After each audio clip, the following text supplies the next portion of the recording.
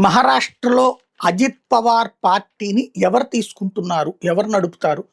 అంటే ఇక విలీనం వైపుకి ప్రచారం జరుగుతోంది. అయితే ముందు మాత్రం వాళ్ళ ఆవిడ నాయకత్వం వహిస్తోంది. ఎన్‌సీపీకి నాయకత్వం. ఎందుకంటే ఎన్‌సీపీ చీలిన తర్వాత ఒరిజినల్ ఎన్‌సీపీ అజిత్ పవార్‌కొచ్చేసింది.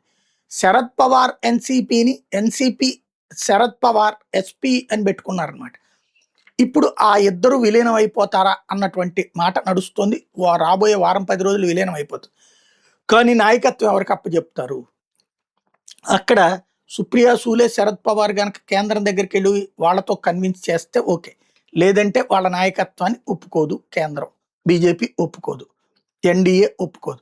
ప్రస్తుతం అయితే సునేత్రా పవార్ ఎవరైతే అజిత్ పవార్ భార్య, రాజ్యసభ సభ్యురాలు, ఇప్పుడు రాజ్యసభ వదులుకుని తను డిప్యూటీ సీఎం పదవి తీసుకోబోతోంది. పార్టీకి సంబంధించిన సీనియర్ నాయకులందరూ అడిగిన నేపథ్యంలో ఆమె ఆ బాధ్యతలు స్వీకరిస్తోంది. ఇవాళ ప్రమాణ స్వీకారం జరిగే అవకాశం ఉంది. ఇదే సందర్భంలో ఛగన్ భుజబల్ ఇంతకుముందు ముఖ్యమంత్రిగా కూడా చేశాడు. ప్రస్తుతం మంత్రిగా ఉన్నాడు.